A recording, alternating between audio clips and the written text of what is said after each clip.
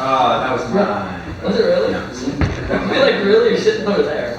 Do you want to side of the room? I like to have multiple options. Switch half. Yeah.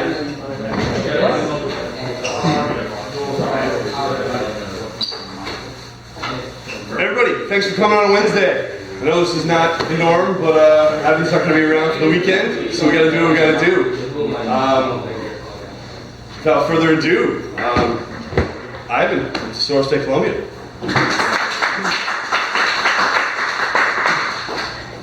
Well, thanks for coming. Apologize, my English is not very good, so hopefully Don't worry. okay. Just so you can help me, finish the sentence. Okay, well, tonight I'm going to give you like a brief history of what we have been doing for the last almost 10 years in Colombia. It's been a very difficult story, but the thing is that today we are celebrating that we have done it. I mean, this is the success that we have been looking for the last 10 years. So, and it's very difficult for me to explain how happy and absolutely I have this sentiment of finally we got some justice done about getting the permits, about getting the first legal large obligations on the U.S. Okay, well, we're going to take a look at the history of Tesoros, where it started and where are we going in the near future. Next, please. As you know, I'm from Colombia. I live in Colombia. I studied Colombia's mega diversity. As you know, this is a very rich country in terms of species. Of course, when we talk about amphibians, we're talking about the richest country in terms of frogs. There's a lot of species that are waiting for discovery. So this country that is very well located in the world, it has two coasts and two different oceans. It has the Andes, has the Amazon River. It's incredible the amount of ecosystems and habitats for different kinds of species. So we are very rich in terms of diversity. Next, but of course this richness is something to have it, but it's one thing, but to keep it and to conserve it and to understand it is another thing. So if we take these charts, you will get to see that we are very rich in terms of species compared with other countries or with other or another continents in the world. But of course, we also have a lot of species that are endangered, that are really on the brink of extinction, and lots of them are vulnerable as well. Next, the causes are most of them are anthropic. They come from man-made kind of situations and that put the species in peril. But in this case, if you do some research on the internet, you're going to find that some of them are endangered because the overexploitation for pet trade. Like this guy on this picture, there is a Ophaga lemani there, all you know.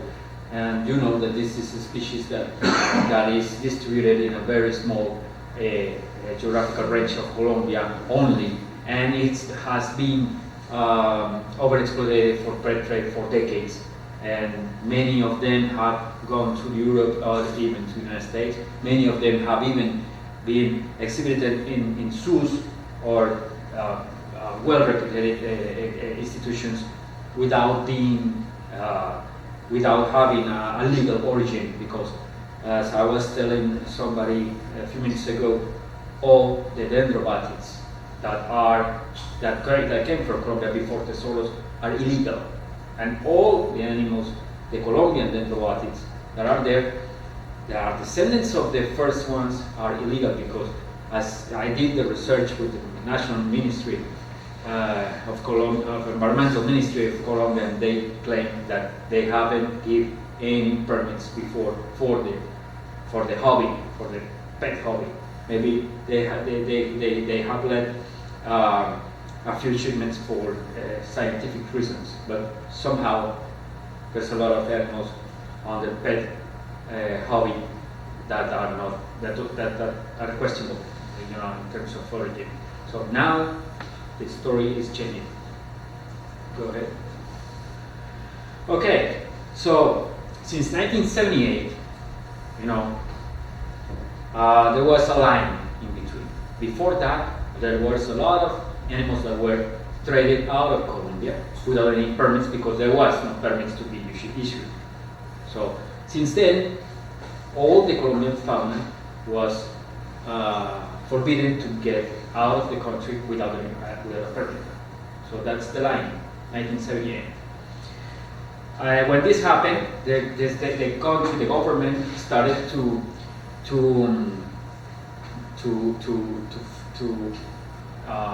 invite people to invest on create facilities for farm breeding some species, focused on caimans, focused on iguanas, boas, things like that. Never about frogs or amphibians. And on the 80s, in Colombia were created more than 300 facilities for wildlife farming, different species. You know, but all of them, most of them, sorry, failed because they were created only looking for economic benefit. You know, so it is difficult, you know, to bring a wild species into captivity without any research, without any really scientific approach. So most of them got broken and disappeared with the years. So now around 40 survive. Most of them are caiman farms that are exporting skins for fashion. I mean, and what I have the information that I get is that at least 10 commercial projects involving poison frogs from Colombia have failed on the last 3 years to be successful. Why? Because all those 10 projects that started the process of getting the permit were not really scientific or directed towards conservation of the species. And you perfectly know how difficult it is to deal with this species in captivity. You know, there's a lot of economical invest. It's a lot of knowledge that you have to put on, and it's not like you take the animal out of the wild and you put it in an enclosure and then you get the offspring and then you can export. It's not like this. It's more than that. So that is why all of them failed. Say next. But something had to be done. So because there was a lot of smuggling, there was a lot of species that were being discovered. There was a lot of international attention about how everyone wanted to deal with managing or handling this species, and but it never happened. The time was passing and nobody did anything because those were frogs. I mean, and unfortunately, in a country that has this kind of huge social and political problems, frogs are not really interesting. So they were forgotten. Next. So here we start the story of the Tesoros, the Colombian farm. Next. Okay, so the thing is that I was the head of the biggest rescue center for confiscated animals in 1998, and at that time we received a huge group of animals that were going to be smuggled out of Colombia. Consisted on, I remember it was like 400 Alpha Historica and 300 Alpha Lemani. 1998. It was crazy. Those were confiscated at the Bogota, the capital city of Colombia, airport. And those were rushed to the rescue center, and the rescue center didn't have the facilities or the staff or anything prepared for that amount of animal. So since then, with a friend called Herman Corredor, we started to think that we should do something in terms of conservation for this species. I'm not a businessman. That is why I keep losing money all the time. Almost broke all the time. I mean, but we are conservationists. I studied endangered species management. That's what I do. So we decided that something has to be done in terms of a practical solution for doing the conservation of these species. So we started with the idea of that we make a facility to breed them, offer them legally, so we'll stop smuggling, and they will be protected in the wild. It's like very easy. If you put it like this, it's really easy. Okay, let's do it. We knew people, we knew the law, we knew we had the scientific background to start breeding them in captivity. And so we decided to go on without any money, and we bought a property that was all the forest was gone. It was dedicated to sugar cane and some pastures for cows. It was 2 hours from Bogota. It was like that. There was nothing in there. Next. And then the problem started because we submitted documents, paperwork, and everyone, were like, "What is that? Frogs? What is that?" And the law wasn't, of course, never closed or intended to deal with this kind of animals, and the life cycle, the short life cycles, because everything was intended to be, it was intended to help the caiman industry, the caiman skin industry, not frogs or things like that. We thought that we can work with butterflies and get the permits first for the butterflies, get some money and get the things running, but never happened. I haven't sell butterflies yet. I mean, and that's 2006 when we finally submitted the project. So we in 2008 we got, and after a long legal process, and we hired lawyers, of course, a lot, we convinced the authorities that to give us the license for starting the project with some butterfly species and the Drotis truncatus. Why the Drotis truncatus? People will say, why did you get the Drotis truncatus? Because it's not commercially interesting. It's because that was the species that were closer to the project. So it was like the authorities understood that we should start with the species that is close to the facilities, not with the ones that are on the Pacific Ocean in Colombia, very far from the middle of Colombia where is located the facilities. That is why. Yes? Where your facility is, how many species were in that area, lived in that area naturally, of dead rabbits? At the facility? Yeah. Well, we have of poison frogs. Yes. We have non-confirmed presence of one Andinobates. Andinobates virolinensis. That is living over there. But everything has been changed a lot. The whole forest is gone for the sugar cane production, okay. So it's not confirmed. Truncatus is living like 45 miles, 40 or 50 miles from the Tesoros. So it's very close. It's the same local authority. So they gave us the permit to get the parents for the project, and because the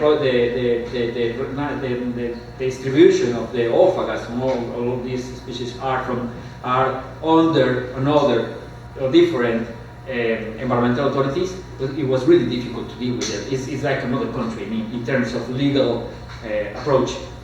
So we finally get the truncatus and the butterflies in, and we started the project in 2008. Next. Then we started building facilities. We got another partner. Now we were 3 partners. We got some money. Everything was fine. We were working a lot. We started growing the forest, and then native forest we started the ecological restoration of the area. It's like 6 hectare area of the reserve at Tesoros. Next. Of course, we had to build even the road to get there, to get to the property because everything was gone. Next. Well, it was very difficult. We brought the power, electricity, we brought water, everything there because there was nothing. Next. And there was the road was getting worse, all the time, and until one moment that the road disappeared. Next, the road finally disappeared on a very humid season, so we had to bring all the material, the construction materials by foot, 4 kilometer walk like this, under very humid and high temperature situation. It was really terrible. You can see we are, even with some guys that live there, bringing in everything. So we, it was becoming really hard. Next. But finally we end up having enough facilities to bring in the tenants and everything. We were really enthusiastic about this. This is how it looks. Everything is captive bred, no farm raised or anything in the middle. Everything is captive bred using the natural conditions of the place. The localization of Tesoros is 900 meters above sea level, with in a place with environmental conditions that resemble most of the, I mean like an average for most of the species of the Colombian species that we can bring in. I mean, it was chosen with really carefully, and surrounding these areas are a very nice forest at this point. So we have very good conditions of humidity, temperature, sunlight, ventilation, things like that. Yes. What are the ambient temperatures where you are? Average is like 22 degrees. Wow. But we go from 16 into 28, 29. Yeah. That's And it goes like this. Yeah. nothing like outside today. No. It's 22. Well, it can get really hot. I mean, but the same day, in the tropics, the same day you can go from 16 degrees at 5 a.m. to 29 at midday.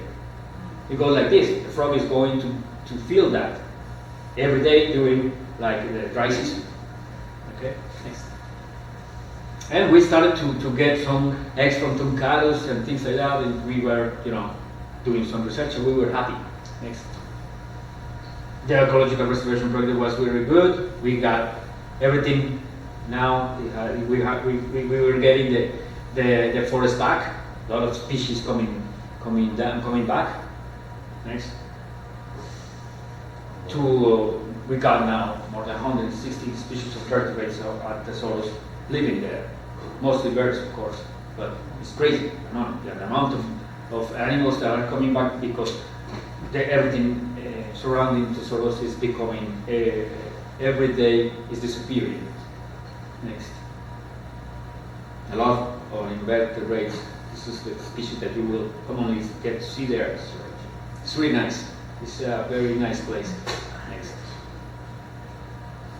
And after 4 years that we submitted the paperwork, in 2010, we got the parents for truncados and butterflies, and we started breeding them.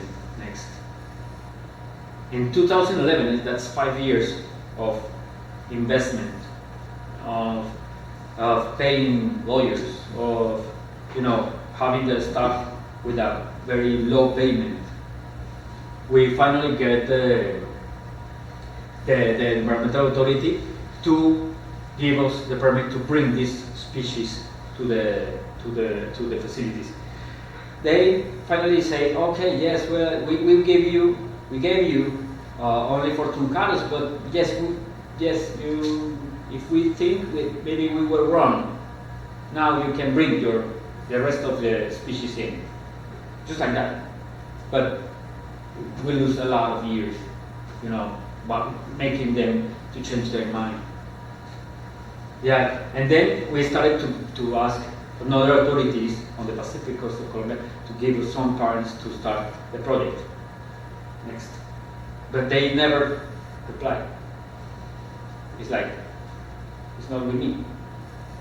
So we have to do to make an interpretation, a legal interpretation of the law and convince the whole authorities that we can use animals that were bred at zoos as parents. So it was like a lot of months thinking, doing meetings. But it was really a big effort to find a way to convince everyone that it was legal, it was okay, and it was the way to do it. Next. And finally, in August of 2000, we got the commercial permit for truncados and butterflies. And we made the first ever legal export of poison frogs from Colombia after 6 years of investment. We made the first one with truncados to Canada. Next. We exported 2 times to Canada and once to Germany. But what happened? We sent those animals, and after those 3 exports, those 3 shipments, we received a message: we no longer want your frogs because nobody wants them. You're out of business. Nobody is going to buy your frogs. So stop it. So we were like, okay, should we close this? Should we stop this? Should we go ahead and start another thing? And also, of course, we ran out of money. There was no money. Next. My partners, of course, they say, okay, no business, we're out.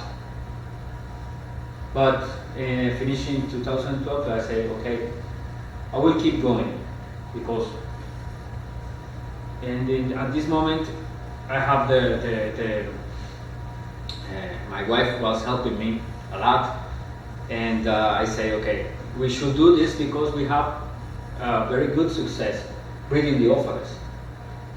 And we're doing this, what is the point of doing this? Is it because of money? We want money? Or we want to really affect positively the species, the conservation of the species? And I say, okay, I studied this, this is where I am. I need to keep going. I need to find out the way to get enough money to keep Tesoros running. It's not fair with the frogs. Of course, it wasn't fair with me, but it was not fair with the frogs. Nobody's going to do this in Colombia. So I couldn't stop. I couldn't quit. Say, let's go on. Next. We got to a point in which we had like 2,000 frogs and we didn't have any permits. So we have a hard lesson of not have that density of frogs. We have some mortality, things like that. It was terrible because the authorities keep saying, okay, next week you are going to get permits. Next week, come next week, come next week. It was like months like this. We were like, when is going to end this nightmare? Next. Even there was another obstacle, very huge obstacle about the national identification system. Of course, all the animals that are bred, captive bred in farms needed an identification system. But on the law in Colombia, there was only some types of marks or markings that were not really practical for this size of frogs. For frogs, there were like I should put ink below their skin, like to mark them. How do you mark that? It was a long discussion. It was maybe the national environmental ministry was really helpful. They say, okay, we can't do that.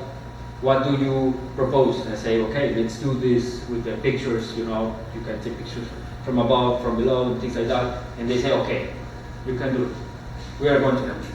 And then things started to change. Next. We propose this and some lengths and things like that. They say, okay, go ahead. Next. But it took months. And finally, we got the commercial permit for this species, and we started to export it. So it was like some oxygen for us, because we are really in a very bad situation. So we kept going with this money. There was not too many, but it was a little bit changed the situation a little bit. Next. And then something happened, something really strange happened. I got messages saying, okay, the first thing that happened is that somebody wants to help you. From where? From the United States. And then Mike and Richard invited us to become part of the SACAS in Costa Rica in 2013. And I went there when I was really low. I was feeling really bad. And they invited us over to give a talk and receive some money from an auction. It was like, this is really strange for me. Somebody is collecting money. I'm not a foundation. I'm not, this is a company that needs money. But somebody is doing that because they believe on what we are doing. I haven't met these guys before, but they want to help. And then I got to meet many friends that are still with us today, like Chris, many other friends that are helping us since then. And then some other guys Chris as well, and Lincoln put together a crowdfunding campaign. And another friend from France, Christopher Ballet, was really active. And we finally received, from 2013 to date, almost $20,000 in donations. I never asked for money. Never. It just kept coming because there was a lot of people from the community, from the international community, that believed in us, that thought that if they can donate a few bucks or hundreds, they can sometime in the future get the fruits of their dreams. I mean, we really were, I can't explain how big was, in terms of motivation to be treated like this from the community with people that doesn't know us personally. So I'm really thankful for all the people that really put some money that they can use for anything else to help us.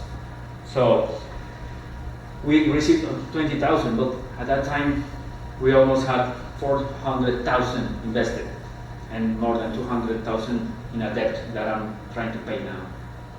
Next. Also, we got more international attention. We appeared in magazines, different kind of media in different countries like this in Holland. Next.